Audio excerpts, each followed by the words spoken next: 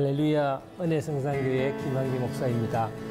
염려 불안증이라고 해서 요즘은 건강에 대한 염려, 취직에 대한 염려, 결혼에 대한 염려 등 다양한 염려 불안증에 시달리는 것이 현대인의 대표적인 질병 중에 하나입니다. 인간은 염려를 많이 하는 피조물입니다. 저도 예외는 아닙니다. 한때는 시도 때도 없이 염려를 많이 했습니다.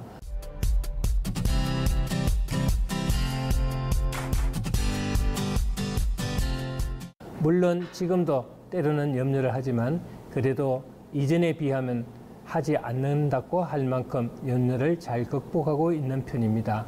염려를 극복하기 위해서는 염려의 정체를 알아야 합니다. 염려가 무엇이며 어디서 오는 것인지, 또한 염려를 극복할 수 있는 길은 무엇인지 생각해 보아야 합니다. 염려는 대부분 상실에 대한 두려움에서 시작됩니다. 내가 소유한 재산, 건강, 신분, 직책, 직장, 신뢰, 사랑하는 대상 등 소중히 여기는 것을 잃어버릴지도 모른다는 생각이 염려를 갖게 합니다. 또한 염려는 공급의 부족함과 또 관련이 있습니다. 인생은 공급의 문제입니다. 우리가 염려하는 것은 현재 공급되는 것들이 공급될 수 없는 상황에 처하면 어떻게 할까 하는 불안과 두려움에서 납니다. 우리의 생존이 위협받기 때문이지요. 그런데 우리가 염려하는 것은 전혀 일어날 수 없는 것들을 염려하는 경우가 많습니다. 그래서 염려할 일 10가지 중 한 가지만 일어난다는 말이 있습니다.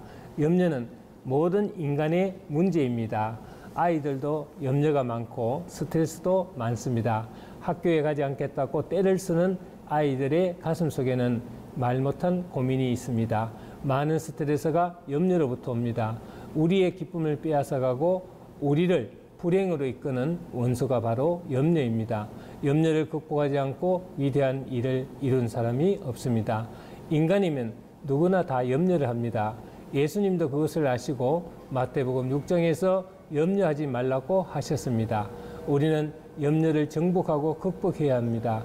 염려만큼 해로운 것은 없습니다. 육체적으로나 정신적으로 병들게 하고 망가지게 하는 것이 바로 염려입니다. 헬라어로 염려는 마음을 나누다는 뜻을 가지고 있습니다. 사람의 마음이 나눠질 때 기쁨이 사라지고 평안이 없어집니다. 예수님이 마르다 마리아가 살고 있는 집을 찾아갔을 때 마르다는 분주하게 일을 하고 있었고 마리아는 예수님 발 아래에서 말씀을 경청했습니다. 그때 마르다가 예수님에게로 와서 마리아에게 명해 자신을 돕게 해달라고 짜증을 부립니다. 그때 주님의 반응은 이외였습니다. 누가복음 10장 41절 보면은 주께서 대답하여 이르시되 마르다야 마르다야 내가 많은 일로 염려하고 근심하니라고 했습니다.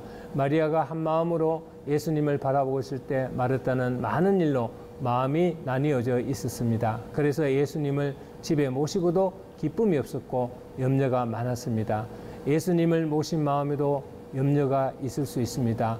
우리들의 마음이 예수님께 초점을 맞추지 못할 때 마음이 나눠지고 염려가 찾아옵니다.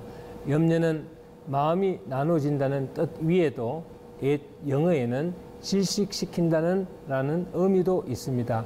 즉 염려가 지나치면 사람을 질식시킵니다. 목을 조르는 것과 같은 결과를 가져온다는 뜻입니다. 염려는 정서적인 문제뿐만 아니라 육체적인 괴로움과 질병도 가져옵니다. 실제로 염려는 그 순간 소화기 계통이나 순환기 계통에 장애가 생기면서 목의 통증이나 손발의 저림 증세나 또한 불면증과 심신성 질병 등의 병을 유발하면서 정서적으로는 불안 증세와 두려움 그리고 마음의 평정에까지 영향을 끼쳐 어떤 면에서는 육체적인 질병 그 자체보다도 더 해롭게 됩니다. 질병보다 질병에 대한 불안증이나 염려 때문에 병이 더 깊어지기도 합니다. 병 때문에 죽는 사람보다 염려 때문에 죽는 사람이 더 많다고 해도 과언이 아닙니다. 염려가 많은 사람은 위대한 일을 감당할 수가 없습니다. 모험할 줄도 모르고 미지의 세계에 자신을 내던지지도 못합니다. 무엇을 하든지 염려의 문제가 해결되지 않으면 큰일을 감당할 수가 없습니다. 염려에 사로잡히면 결혼도 사업도 목회도 선교도 할 수가 없습니다. 하나님이 우리에게 원하시는 풍성한 삶을 살기 위해서는 염려라는 장애물을 반드시 건너뛰어야 합니다. 그렇다면 우리는 이 장애물을 어떻게 건너뛰어 넘을 수가 있을까요? 염려하지 말라는 말씀에 순종해야 합니다. 염려하지 말라는 말씀은 명령입니다. 사도 바울 당시 빌립보 교회 안에는 많은 핍박과 유혹과 분열의 위험이 있었습니다. 그러나 바울은 아무것도 염려하지 말라고 합니다. 본문 빌립보서 4장 6절 7절을 보면 아무것도 염려하지 말고 다만 모든 일에 기도와 간구로 너희 구할 것을 감사함으로 하나님께 아뢰라. 그리하면 모든 지각에 뛰어난 하나님의 평강이 그리스도 예수 안에서 너희 마음과 생각을 지키시라고 했습니다. 염려는 선택에서 옵니다. 염려하지 않는 것도 선택입니다. 어떤 상황에 처하더라도 스스로 염려를 선택하지 않는 한 아무도 우리를 염려하도록 만들 수는 없습니다. 아주 쉽고 간단하면서도 가장 놀라운 치료 방법입니다. 즉 염려하지 않기로 스스로 선택하는 것입니다. 염려하지 말라는 말씀에 순종하기로 선택을 하는 것이죠.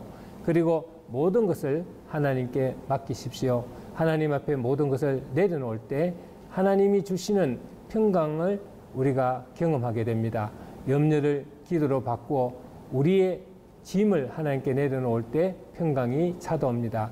그리하면 모든 지각에 뛰어난 하나님의 평강이 그리스도 예수 안에서 너희 마음과 생각을 지키시라고 했습니다. 내가 가지고 실험하면 내가 책임져야 하지만은 하나님께 맡기면 하나님이 직접 책임져 주십니다. 우리의 삶의 모든 것을 아시고 필요한 부분을 그때마다 채워주시는 하나님을 신뢰하고 믿고 맡길 때 하나님의 평강이 찾아옵니다. 하나님의 평강은 하나님의 섭리와 주권을 신뢰하고 믿는 사람에게 찾아옵니다. 스텔리 존스 같은 위대한 선교사도 한때는 염려의 노예가 되어 살았다고 합니다. 예수님을 잘 믿는 사람에게도 염려는 찾아옵니다. 그러나 예수님은 우리 인간이 염려할 수밖에 없는 나약한 존재임을 아십니다.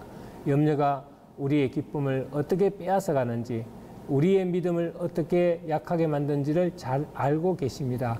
그러므로 염려를 주님께 다 맡기십시오.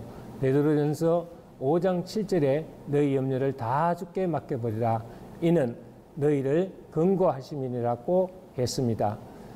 염려하지 말고 감사하십시오. 또 염려를 선택하지 말고 기쁨을 선택하고 주님 주시는 평강을 선택하여 마음의 자유를 누리는 자녀가 됩시다. 생각을 하나님 말씀과 긍정적인 것으로 가득 채우고 생각의 전투에서 승리합시다. 여러분은 그리스도인으로서 이미 승리자입니다. 하나님은 우리를 사랑하시고 지켜주시고 보호하여 주십니다. 하나님의 자녀로서 모든 염려를 몰아내고 하나님이 주시는 평강의 삶으로 살아가시기를 주님의 이름으로 축원합니다. 감사합니다.